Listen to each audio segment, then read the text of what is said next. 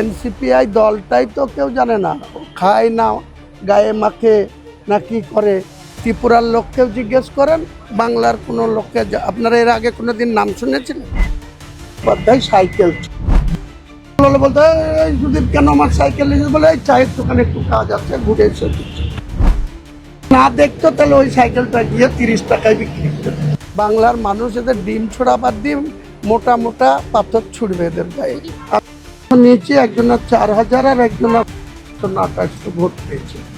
সেই দলে এরা তাবড় তাবড় সব বিশেষজ্ঞ, সব মেম্বার অফ পার্লামেন্ট, এত অভিজ্ঞশালী, তারা গিয়ে যোগদান করেছে। প্রতিবার বেরো না, ঝড়ে পড়ে যাবে। তা তৃণমূলের এখন সেই হাল হয়েছে। মুহূর্তে রয়েছেন আমজনতা উন্নয়ন পার্টির যিনি নেতা, তিনি রয়েছেন হুমায়ুন কবির। হুমায়ুন দা, আপনি আজকেও আপনার উদার মানবিকতা দেখালেন। আগেও বলেছিলেন মমতা বন্দ্যোপাধ্যায়কে আপনি আপনার রেজিনগর সিট ছেড়ে দেবেন, আজকেও সে একই রকম ভাবে।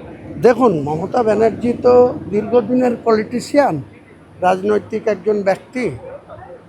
45 বছর ধরে সংসদীয় রাজনীতিতে আছেন তিনি। ঘটনাক্রমে 26-এ 21-এ যখন ভোটে হারেন তখন তিনি এমপিতে ছিলেন। এমপি থেকে রিজাইন দিয়ে তিনি আমাদের পরিষদীয় নেত্রী হিসাবে বাংলার মুখ্যমন্ত্রী হয়েছিলেন। কিন্তু এবারে তার দল হেরে গেছে, সে নিজে হেরে গেছে। সে যদি নিজে কোনো সিদ্ধান্ত নেয় বা আগামী নির্বাচনে অংশগ্রহণ করে, যদি আমাকে নিজের থেকে বলে আমি রেজিনগরে লড়তে চাই বা তোমার সাহায্য চাই, আমি করতে প্রস্তুত আছি। না, আমার ছেলে তো দাঁড়ানোর জন্য ডিক্লেয়ার করেই দিয়েছি, কিন্তু উনি যদি যান, ওনার ক্ষেত্রে আমি ছেলেকে প্রার্থী না করে ওনাকে। এই এক মাসের মধ্যে শেষ হয়ে গেল তৃণমূল কংগ্রেস। আপনাকে যারা সেটা তো আপনারা দেখছেন, আপনাকে সাসপেন্ড করেছিল, তারা শেষ হয়ে গেল এক মুহূর্তে। দেখুন, বাংলায় একটা প্রবাদ বাক্য আছে, প্রতিবার বেরো না, ঝড়ে পড়ে যাবে। তা তৃণমূলের এখন সেই হাল হয়েছে। বেশি বাড় বেড়েছিল, সেই বাড়ের মানুষ, বাংলার মানুষ এদেরকে যোগ্য জবাব দিয়েছে। আমি কি করতে পারি? সুদীপ বন্দ্যোপাধ্যায় এনসিপি দল থেকে শুরু করে 20 জন সাংসদ এনসিপিতে যুক্ত হলেন। কি এনসিপিআই দলটাই তো কেউ জানে না, খায় না, গায়ে মাখে না কি করে। ত্রিপুরার লোককেও জিজ্ঞেস করেন, বাংলার কোনো লোককে। আপনারা এর আগে কোনো দিন নাম শুনেছিলেন? এই দলের কেউ নাম জানে না। আমরা 4 মাসের দল, গোটা বাংলার মানুষ জানে, আমজনতা উন্নয়ন পার্টি। আর এই যে 4 বছরের দল, এই দলটাকে কেউ তো নামই জানে না।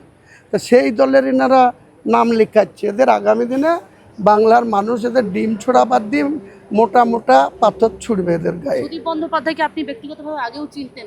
হ্যাঁ, আমাদের বহরমপুরের লোক, আমরা মুর্শিদাবাদের লোক, কেন চিনব না? কিভাবে চিনতেন ওনাকে? ও যেভাবে চিনতাম, আজও তার পরিবর্তন। সাইকেলের একটা যুক্তি দিচ্ছিলেন। হ্যাঁ, এটা মুর্শিদাবাদের সিংহভাগ মানুষ জানে যে উনি কলেজে পড়াশোনা করার টাইমে রাজনীতি করতেন, ছাত্র রাজনীতি। তার সঙ্গে উনি ব্যক্তিগতভাবে ওনার ব্যাড হ্যাবিট ছিল, তার সহকর্মীদের, তার ক্লাসমেটদের সাইকেল নিয়ে গিয়ে বিক্রি করে দিয়েছে। এটা আমরা তখন থেকে জানি। আমি তো একজনের 4000 আর একজনের 2700 না 2800 ভোট পেয়েছি। সেই দলে এরা তাবড় তাবড় সব বিশেষজ্ঞ, সব মেম্বার অফ পার্লামেন্ট, এত শক্তিশালী, তারা গিয়ে যোগদান করেছে। এবার লোকসভাতেও আগামী দিনে দেখতে পাবেন 20শে জুলাই যখন লোকসভা খুলবে। আর এখন তো 18 তারিখে মাননীয় গভর্নর আসবেন, ভাষণ দেবেন। 22 তারিখে বাজেট হবে, সেদিন ভেতরে অনেক কিছু দেখা যাবে, কে বিরোধী।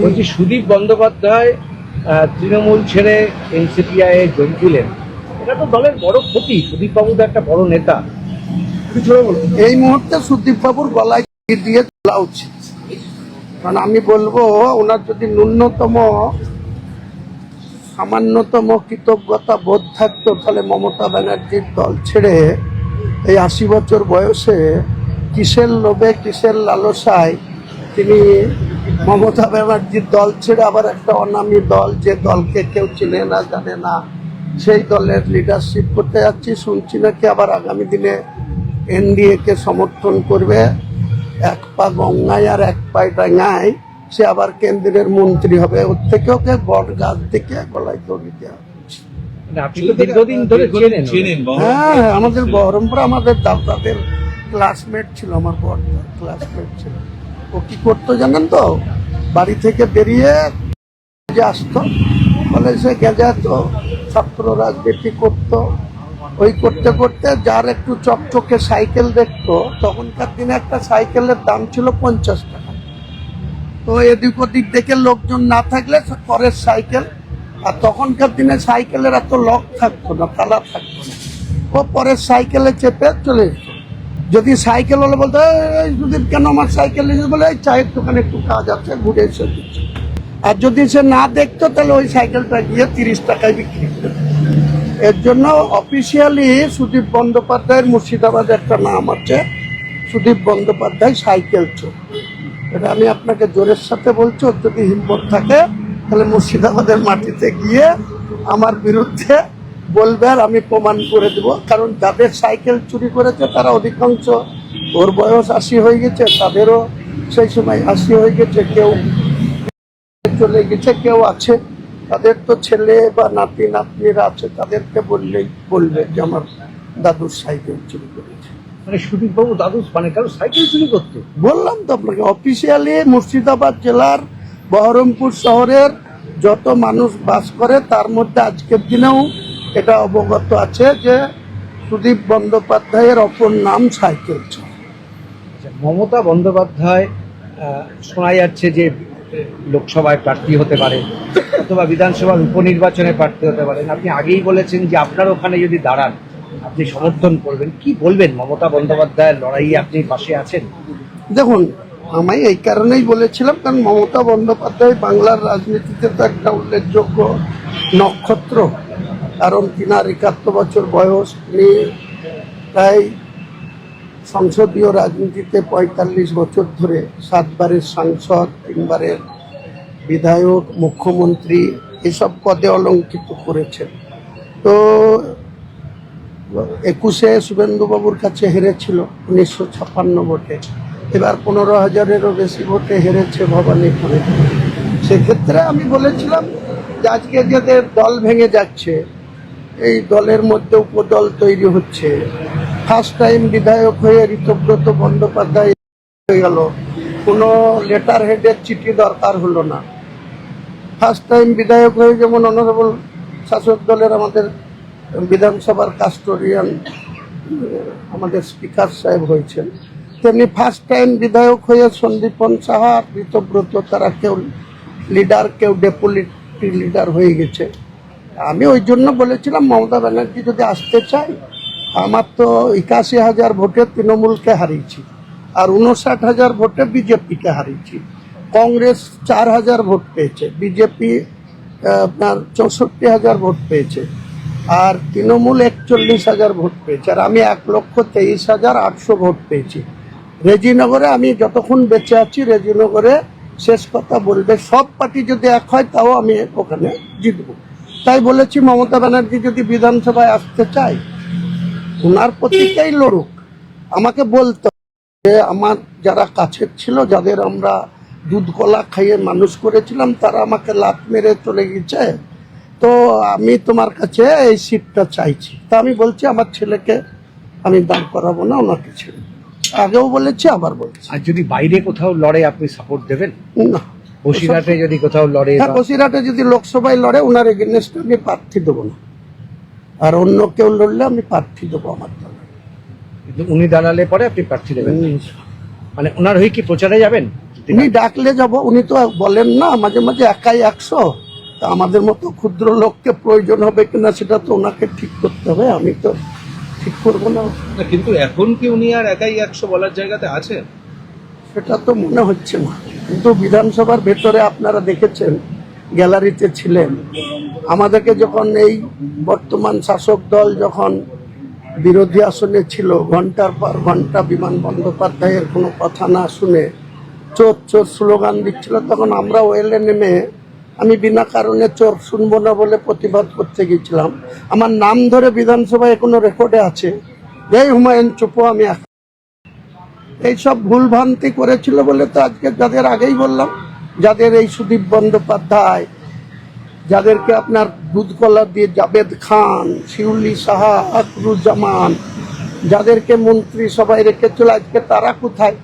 উনি এবার ভাবুন, যে ওনার কাছের কে আর ওনার দলের ভালো কে চায়, ওনার নেতৃত্বকে কে সম্মান দেয় বা দিয়েছে, আর আজকের দিনে ওনার কি পরিণত হয়েছে। কাজেই আমি তো ওপেন বলেছি, ওনাকে যদি আমাকে বলে তাহলে আমি আমার ছেলেকে না দাঁড় করিয়ে ওনার যে প্রতীক সেই প্রতীকে দাঁড়াবে, আমি ওনার জন্য ওখানে ভোট প্রচার করে ওনাকে আমি বলছি, বহরমপুরের লোকসভাতে আপনি এত লড়াই করলেন, ইউসুফ পাঠানকে জিতিয়ে নিয়ে আসলেন, তাতে আপনার ভূমিকা থাকলো, সেই ইউসুফও তো ছেড়ে চলে গেল বহরমপুর। এখন মনে হচ্ছে না সাপোর্ট করলে ভালো। অরাজনৈতিক লোককে দেখুন, 10ই মার্চ 2024 র্যাম তৈরি করে 42 জন প্রার্থীর নাম নেচে কুচে ঘোষণা করেছিল অভিষেক আর তার পিসি। আমি কিন্তু সেই দিনই বিকালবেলায় জিহাদ ঘোষণা করে বলেছিলাম যে ওই বরোদা থেকে যে বিজেপির বি টিম তাদেরকে কেন নিয়ে এসছে, আমি এর হয়ে ভোট করব না। সবাই জানে আমি 10ই মার্চ 2024 থেকে একদম কন্টিনিউ 16ই মার্চ পর্যন্ত সেই স্ট্যান্ডে অটুট ছিলাম। আমার সিকিউরিটি প্রত্যাহার করে নেওয়া হয়েছিল পার্টির নেতৃত্বের সমালোচনা করার জন্য, তবুও আমি পিছু হটিনি। পরে আবার 17 তারিখে সেই সিকিউরিটি ফেরত দেওয়া হলো। 19 তারিখে আমাকে ক্যামাক স্ট্রিটে ডাকা হলো। অভিষেক বন্দ্যোপাধ্যায় মমতা ব্যানার্জির সঙ্গে টেলিফোনে কথা বলিয়ে দিল। আধ ঘন্টার মিটিংয়ে বলল দলের নেতৃত্ব ঘোষণা করেছে তাকে হয়ে ভোট করতে হবে। আমি ভোট করে দিলাম, তাকে জিতানো হলো। আজ পর্যন্ত তার সঙ্গে এই হেরো পার্টিদের সঙ্গে যোগাযোগ আছে। অপূর্ব সরকার 4ঠা ডিসেম্বর যখন আমাকে মমতা ব্যানার্জি চূড়ান্ত অপমান করে দল থেকে সাসপেন্ড করলো, সেদিন যে ওই জেলার সাংগঠনিক জেলা আর যেদিন আমাকে ওই অপমান করেছিল, আমি সেদিন প্রতিজ্ঞা করেছিলাম মুর্শিদাবাদ জেলায় তৃণমূলের শক্তি অবক্ষয় হবে, শক্তি ক্ষয় হবে, ক্ষয়িষ্ণু হবে। আর এই যে সব মাতব্বর যারা আইপ্যা আর অভিষেক আর মমতার দ্বারা পরিচালিত, তাদের আমি হারিয়ে ছাড়বো। হারিয়ে দিয়েছি। ডিম ছুঁড়ে খুব একটা এরা শিক্ষা পাবে না, এদের আরো কিছু শক্তপুক্ত ছুটতে হবে। ওই ধরেন অফিসিয়ালি এই যে লোক দেখানো, তৎকালীন পুলিশ মমতা ব্যানার্জির হয়ে অনেক কিছু করেছে। আজকে শুভেন্দুবাবুর পুলিশ যেভাবে জাহাঙ্গীর খানকে ধরে ওই পিডিএস নাড্ডাজির গাড়িতে ঢিল ছোড়ার জন্য কেস ওপেন করে যেটা করছে, এটা মানবিকতা লঙ্ঘন হচ্ছে। এইভাবে করা যায় না। জুডিশিয়ালকেও অপমান করা হচ্ছে। আমি বলবো যেগুলা না করে গণতন্ত্রে বিরোধী দল শাসকে আসবে, শাসক দল বিরোধীতে যাবে, এটা নিয়মেই আছে। কিন্তু এনারা যেটা করছে লোক দেখানো, এগুলো সমর্থন করা যায় না। তাহলে প্রকৃত যদি তাদেরকে কিছু কড়া দাওয়াই দিতে হয়, তার জন্য জুডিশিয়াল আছে। জুডিশিয়ালের কাছে সেই তথ্য প্রমাণ দিয়ে সেগুলাকে যদি পুলিশ জুডিশিয়ালের কাছে উত্থাপন করে, তাহলে নিশ্চয়ই জুডিশিয়ালি আইন মোতাবেক তাদের শাস্তি হোক। কিন্তু ওই টমেটো ছুঁড়ে, গোবর ছুঁড়ে বা ডিম ছুঁড়ে তাদেরকে আরও বেশি হাইলাইট করা হচ্ছে। কিছু মানুষ গাল দিচ্ছে আর কিছু মানুষ আবার মজা নিচ্ছে। শক্তটা কি ছুটতে হবে? হ্যাঁ, শক্তটা কি ছুটতে হবে?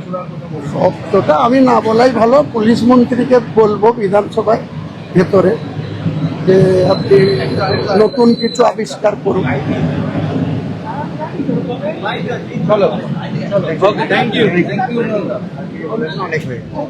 বেরিয়ে আবার শুনবো। এখন কথা বললাম আমজনতা উন্নয়ন পার্টি যিনি প্রতিষ্ঠাতা হুমায়ুন কবির, তিনি একদিকে যেমন গতবার আগেও বলেছিলেন মমতা বন্দ্যোপাধ্যায়কে তিনি রেজিনগরের সিট ছেড়ে দেবেন, এবং তিনি বলেছিলেন তিনি মমতা বন্দ্যোপাধ্যায় যদি চান তাহলে তিনি ছেড়ে দেবেন সেই সিট এবং মমতা বন্দ্যোপাধ্যায়কে জেতানোর গ্যারেন্টি তার। শুধু তাই নয়, সুদীপ বন্দ্যোপাধ্যায় সহ যে সকল 20 জন এমপি যারা এনসিপিআইয়ে যোগ দিয়েছেন, সেখানে তিনি সুদীপ বন্দ্যোপাধ্যায়কে একেবারে চাচা ছোলা আক্রমণ করলেন। সেখানে সাইকেল চোরের প্রবাদ পর্যন্ত দিলেন সুদীপ বন্দ্যোপাধ্যায়কে। ক্যামেরায় তানসিকের সঙ্গে শোভনা রিপোর্ট, বাংলা হান্ট, কলকাতা। আরো ভালো ভালো খবর দেখতে সাবস্ক্রাইব করুন বাংলা হান্টের ইউটিউব চ্যানেল। বাংলা হান্টের আরো খবর দেখতে নজর রাখুন। বাংলা খবর মানেই বাংলা হান্ট।